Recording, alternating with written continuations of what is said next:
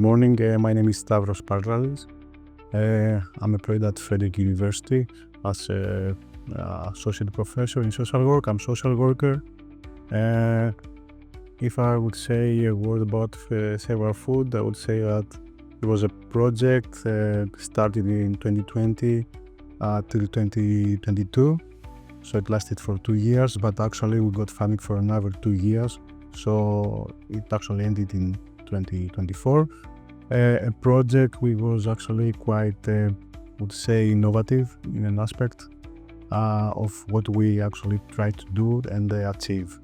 So the main idea was actually to save food. So that's our the project title, Food Waste, from hospitality sectors like catering companies based in the local community. So to save this any food which was actually not sold every single day by the end of the day, and save this food, take it, donate it to our project, and then provide it, deliver it to single families in the local community as well on the same day, on the same every single day. So what we're trying to do was actually to connect businesses in food industry and families in need, families which actually didn't manage to secure even the basics, like having food for all family members. So that was the main idea. Speaking about food waste philosophy, we could actually save food which otherwise would be wasted, and then provide it to people in need, really need, with real needs on the very basics. Well, speaking about this specific project, which actually, as I said earlier, started in 2020, actually the very beginning of the COVID period, it was really difficult to involve volunteers. It was actually difficult for ourselves to go out and collect food. So from this perspective, it wasn't actually easy to involve individuals, volunteers, or the local community, let's say. So it was actually a really small group of people who were actually employed by the project to be responsible actually to deliver food to people's houses on everyday basis. So from that perspective, we didn't have volunteers actually get involved in the project, but we did have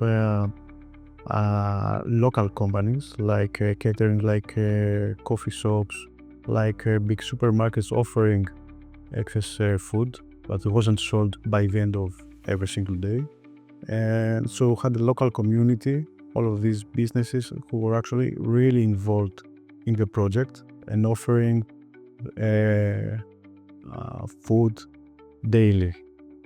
Well, as far as I'm concerned, at that time there was an initiative that there was not something similar based on the philosophy of our project's philosophy, say, in Cyprus. So, and up to now, if I'm correct, there are not similar initiatives, meaning having a project connecting local businesses which actually sell food.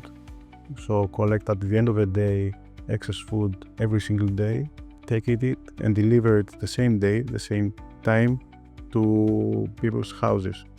And it's not actually any kind of individuals or families, it's actually families who are actually in great need, families which cannot actually support, as I said earlier, the basic needs. And so we're speaking about food insecurity, and we're trying actually to reply to respond to this need. So if I